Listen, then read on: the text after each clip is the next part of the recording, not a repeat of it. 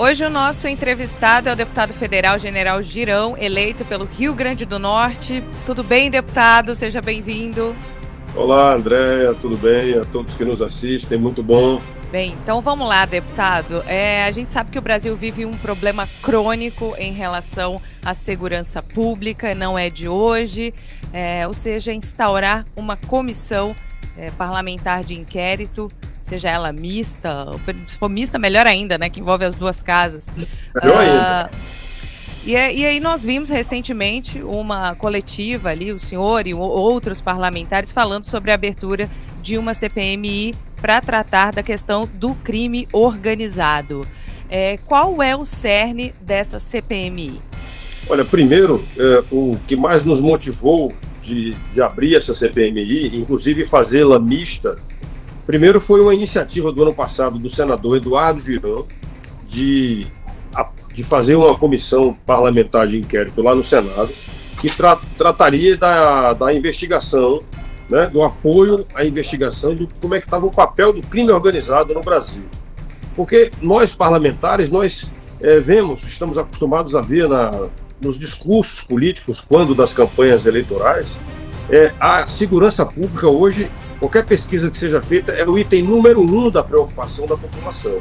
Então, nos causou, sim, a obrigação de provocarmos isso daí e analisarmos, puxarmos essa investigação para cá.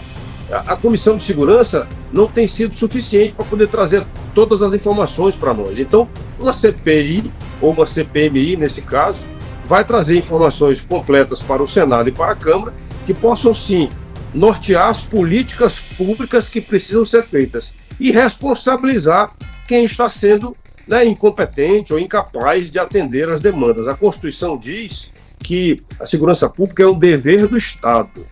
Dever do Estado.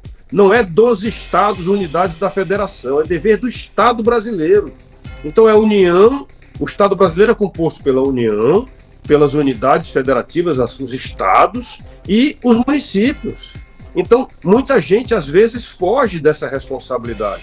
Então, a gente está querendo, sim, com isso daí, trabalhar primeiro esse assunto, depois investigar essas últimas operações que aconteceram agora, porque realmente nos preocupa quando você tem o presidente da República que foge à liturgia do cargo, talvez que não desconheça a palavra ética ou desconheça respeito, fala numa entrevista dizendo que quer, eu não vou falar o palavrão que ele falou, mas quer acabar com as pessoas, com uma pessoa, com duas, com três. Então, uma operação que foi feita da Polícia Federal desbaratou uma quadrilha, o cara desmereceu as próprias instituições também públicas, porque desconsiderou a fala do ministro da Justiça. Claro, o ministro da Justiça falou que a investigação foi concluída, um juiz federal autorizou a operação, entendeu? Então, é muita coisa que está acontecendo. A gente precisa saber o que aconteceu em relação a isso aí e criar políticas públicas que possam evitar. E eu também toquei num outro assunto que a gente vai investigar também nessa CPMI, que é o papel que tem sido desempenhado pelos governadores em relação ao que está acontecendo na segurança pública nos estados. Porque parece que tem governador, agora mesmo na crise do Rio Grande do Norte, que eu digo que não acabou ainda, porque quando se implanta um terror, ele fica latente, ele fica latejando ali, e a gente fica preocupado qual é o próximo ato de terrorismo que vai acontecer. Então, nesse caso do Rio Grande do Norte, a Força Nacional de Segurança foi deslocada para lá, dizem que foram 700 homens, tá certo? E eu não vi nenhuma abordagem policial ser feita por eles. Então, eles não estavam fazendo operações policiais, operações clássicas de polícia. Estavam fazendo só operação presença. Ora, operação presença é muito pouco para quem precisa de segurança. Você tem que fazer a prevenção, tem que fazer a repressão. E a repressão feita somente pelas polícias dos estados, às vezes é incapaz, ela não consegue atender a todas as demandas. A gente sabe que o estado do Rio Grande do Norte tem essa carência de efetivo das polícias. Sobre essa questão da CPMI do crime organizado, que a gente sabe que essas organizações criminosas, elas têm representantes em diversas instituições de Estado, para não dizer em todas, né? A gente já viu entrevistas de chefes do crime falando desses representantes, inclusive dentro do parlamento. Pessoas que são eleitas com o fim de representar os interesses. Diante disso, o senhor acredita que o parlamento vai conseguir as assinaturas necessárias para a abertura dessa CPMI. Sendo aberta essa CPMI, o que o senhor espera de resultado? Pois é. Primeiro, o parlamento hoje nós temos uma felicidade de termos uma força do agro, uma força da bancada da segurança. Eu digo bancada da segurança, tem gente que gosta de falar de bancada da bala, eu não gosto desse termo não, é bancada da segurança.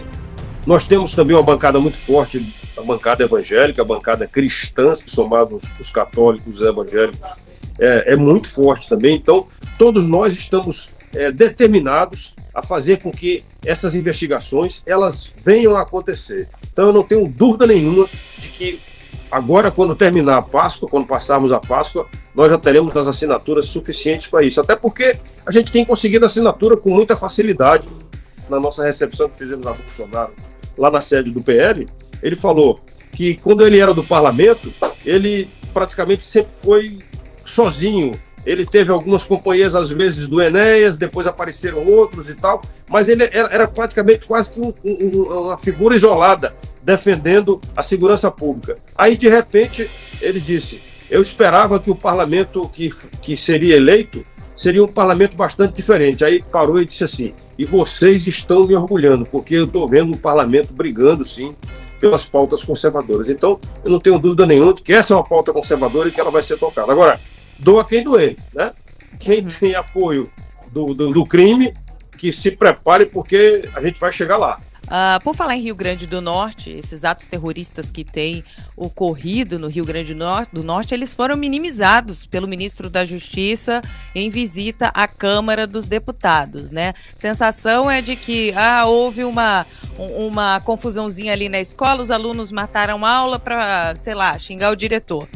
Qual é a real situação do Rio Grande do Norte hoje? Olha, parece que o ministro está precisando fazer uma cirurgia nos olhos, entendeu? Não sei qual seria o tipo de cirurgia, por não ser médico, mas ele está precisando fazer uma cirurgia porque ele não está enxergando o que está acontecendo no Brasil. Especialmente, ele não enxergou o que aconteceu no Rio Grande do Norte e o que ele promoveu no Rio de Janeiro. Agora, no Rio Grande do Norte, eu lamento muito porque a própria governadora também e os deputados dela, da base dela, não quiseram admitir que o que estava acontecendo no Estado eram atos terroristas. Por quê? Porque pararam, os serviços essenciais foram paralisados, né? Paralisaram o transporte público também. Explodiram até pontes. Explodiram uma ponte e tentaram explodir a outra. Quantos ônibus incendiados? Até assassinato nós tivemos. Então, escolas paralisadas, atendimento de saúde paralisado, o caminhão de lixo. Ora, o caminhão de lixo que faz um bem para as cidades estava sendo escoltado pela polícia. Veja só, se o caminhão de lixo estava sendo escoltado pela polícia, imagine só o restante. Então é lamentável isso daí. Foram atos terroristas, sim. O ministro anunciou que iria enviar para o Rio Grande do Norte 100 milhões. Na verdade, a governadora perdeu 77 milhões de dinheiro que Bolsonaro tinha mandado. Ela está com recursos meus, eu tive que mandar um ofício agora pedindo para não perder o dinheiro. Ela tem recursos na nossa emenda individual que está na conta do Estado e ela não usa para comprar fuzil, submetralhadora, equipamento de proteção individual, material para a Polícia Civil, para investigação. Então, é lamentável, é falta de atenção. E lembrando bem que o presidente dela, né, o queridinho dela, porque ele afaga ela com a mãozinha no rosto, com beijos. O presidente dela diz que polícia não é gente. Bem, saindo um pouquinho desse assunto da segurança, nós temos um outro tema aqui que as pessoas têm cobrado bastante, a gente tem recebido vídeo, questionamentos a respeito da transposição do Rio São Francisco. Né? Desde que esse governo assumiu, as pessoas estão mandando vídeos, publicando na internet trechos ali da transposição, né? Partes do canal seco, outras partes semi-seco, com peixes morrendo, e as pessoas querem saber o que está acontecendo. Sei que foi aberta uma comissão externa para acompanhar a transposição do Rio São Francisco, da qual o senhor faz parte. O que o senhor pode falar aí dessa transposição? O que está acontecendo na transposição do Rio São Francisco? Nós somos integrantes da Comissão da Agricultura, da Federação também da Agricultura, e somos presidentes da Frente Parlamentar Mista em Prol do Semiárido. Então festejamos muito a chegada das águas do São Francisco em todos os estados do Nordeste, e especialmente no nosso Rio Grande do Norte. Isso aconteceu em março do ano passado, tá certo? E as águas continuaram chegando até 31 de dezembro. Quando começou o ano, pararam de bombear as águas. E temos notícias ainda não oficiais, porque o ministro ainda não respondeu a um ofício nosso. Temos notícia de que eles paralisaram porque pretendem cobrar o bombeamento. E essa cobrança, por exemplo, no caso do estado da Paraíba, seria em torno aí de 48 milhões por ano. Tá? Parece que é isso aí. Não estou afirmando categoricamente, eu gosto de ser bem categórico. Mas o que eu estou dizendo é o seguinte, parece que eles querem cobrar pelo bombeamento das águas. Bem, a realidade é o seguinte, as águas pararam de chegar. As águas que existem hoje nos canais, elas são decorrentes das chuvas. E graças a Deus, eu digo que Deus é potiguar, porque só pode. As águas que São Pedro tem mandado aí, tem enchido os nossos açudes, as barragens estão pegando água, não todas, mas a maioria delas está pegando água. Os rios estão voltando a serem rios com água circulando. E a gente está feliz com isso daí. Mas a comissão externa vai funcionar assim. A gente, logo depois da Páscoa, a gente deve programar uma ida a Salgueiro, depois a Jati, tá certo? E depois eu me desvinculo do pessoal e vou fazer a minha percorrida também nos canais lá no nosso estado do Rio Grande do Norte. Na verdade, é somente na parte dos rios ali, Piranhas a sul. E vou cobrar também, nós vamos cobrar também na comissão, a manutenção da obra que foi iniciada com o ex-ministro Rogério Marinho, hoje senador, e com o presidente Bolsonaro, que é o ramal do Apodi, que vai fazer também as águas do São Francisco chegarem no segundo ramal dentro do nosso estado. É uma situação bastante interessante. No Ceará e na Paraíba, a água do São Francisco chega somente por um caminho, tá certo? No Rio Grande do Norte vai chegar por 2 caminhos, que são os rios Piranhas a sul, que já eram para estar voltando a circular, e nos rios Apodi e Mossoró. Então nós vamos fazer toda essa inspeção e vamos cobrar, sim. Obra parada é dinheiro jogado fora. A gente não pode aceitar isso. O risco dos canais racharem quando parar a chuva, o risco é muito grande, tá certo? Porque se o canal ficar seco, ele vai rachar e danifica todo o trabalho que foi feito. Então a gente não pode permitir isso de maneira nenhuma. Não é uma questão de uma guerra ideológica, é uma questão de segurança hídrica e alimentar. Bem, nós falamos aqui sobre essa coleta já de assinaturas para a CPMI do crime organizado, e eu queria que o senhor comentasse a respeito dessa CPMI do MST, que já foram coletadas as assinaturas, né, e também do dia 8 de janeiro. Aliás, essa do dia 8 de janeiro, o que está faltando para ser instaurada de fato? A gente até pergunta o que está faltando. O presidente Rodrigo Pacheco, presidente do Congresso Nacional, tem que chamar a primeira sessão do Congresso Nacional. Depois da abertura dos trabalhos, ele não fez ainda nenhuma sessão. É o medo, né? É o medo de ter que ler a nossa CPMI. Já temos as assinaturas suficientes. Alguns retiraram a assinatura, poucos. Mas se 4 retiraram, nós tivemos mais de 10 aí que resolveram assinar. É bom que a população está cobrando isso dos políticos. Nós precisamos saber a verdade, tá? A verdade sobre o 8 de janeiro. Verdade, o que aconteceu ali. Agora, eu queria também destacar, André, que além da CPI do MST, que vai ser somente uma CPI, 33 deputados e senadores assinamos um pedido de impeachment do presidente Lula por crime de responsabilidade, em 3 enquadramentos.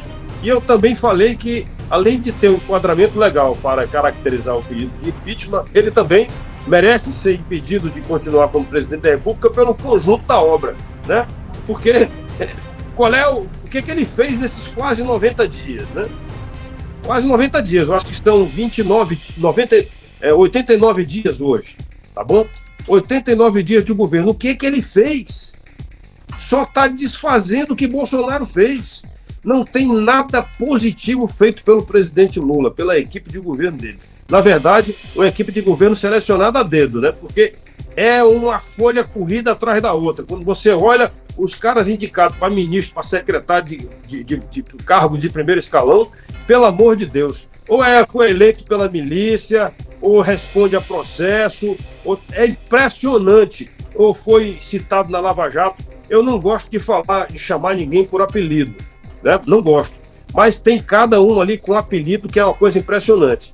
Não gosto porque eu acho que é uma questão de respeito, né? Uhum. Você respeita as pessoas não chamando as pessoas por apelido, respeita, chamando pelo nome. É assim que tem que ser. E a gente viu também durante a visita do ministro Flávio Dino que o pessoal está preocupado com a volta do ex-presidente Bolsonaro, e ele está de volta. Eu gostaria de saber como é que o senhor avalia essa volta de Bolsonaro ao cenário político brasileiro. A população de Brasília paralisou o acesso ao aeroporto de Brasília durante, acho que umas 2 ou 3 horas, tentando chegar lá para ver o presidente Bolsonaro.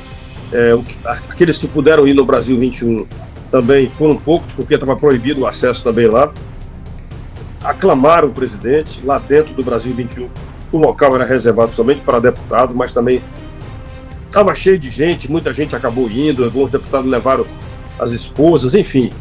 E o presidente Bolsonaro, a fala dele foi uma fala olhando para frente.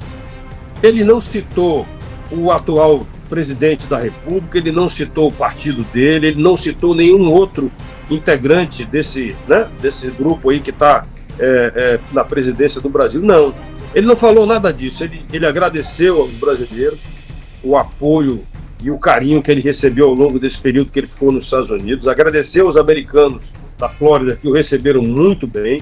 Ele disse que recebia muitas pessoas diariamente lá para conversarem com ele, alguns americanos também, queriam saber histórias que ele pudesse contar do Brasil, para conhecer mais o Brasil.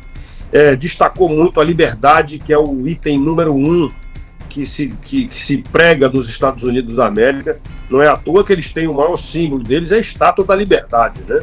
Então ele destacou muito isso daí, sempre olhando para frente, e agradeceu a gente pelo apoio, nos agradeceu e cumprimentou pelo trabalho que temos feito no Congresso Nacional, pelo desempenho das nossas atividades aqui em defesa dos princípios e valores cristãos brasileiros, e disse que o Brasil é um país que não merece ficar desgovernado, que ele merece sim ser avaliado e conduzido conforme a riqueza que ele tem, e que por essa riqueza o Brasil sim precisa ocupar um lugar de destaque no mundo. Então ele falou só olhando para frente, e eu espero sim que a gente possa ter o esclarecimento do que aconteceu em 8 de janeiro. Recebemos o presidente Bolsonaro, que disse que vai ocupar uma cadeira lá no PL, sim, como presidente de honra, para nos liderar, para trabalhar conosco em prol do nosso país. Tá certo? Mas eu queria fazer uma lembrança aqui assim, o ministro Flávio Dino, ele não respondeu muitas outras coisas. Ele não conseguiu nos responder a pergunta feita pelo um deputado de São Paulo, que eu achei super interessante, o deputado Adolfo, que é o seguinte: ministro, o senhor está querendo promover o desarmamento das pessoas de bem, fazendo um cadastramento dos CACs. Quando é que o senhor pretende fazer um cadastramento dos bandidos, das armas dos bandidos? Porque o senhor não apresentou hoje nenhuma proposta para desarmar bandidos. O senhor está querendo desarmar só as pessoas de bem. Ele não respondeu isso aí. Engraçado, né? Que o povo brasileiro pode esperar do parlamentar, do deputado General Girão este ano? A gente sabe que as pautas são muitas, né? O problema no Brasil é o que não falta, mas quais são os seus principais objetivos este ano na Câmara dos Deputados? O principal objetivo nosso é defender as causas conservadoras que envolvem família, né? Direito à vida, o direito à defesa. Então vamos defender sim essas pautas. Temos sim fortalecido o trabalho junto à segurança hídrica e alimentar do semiárido brasileiro. Eu sou o presidente da frente, então já estaremos em breve reativando a nossa frente parlamentar logo depois da Páscoa. Também pretendemos fazer um trabalho muito forte para o desenvolvimento do nosso estado do Rio Grande do Norte, naquilo que for possível fazer, com as emendas que temos colocado, levando apoiadores, levando empresários para conhecerem a potencialidade do nosso estado.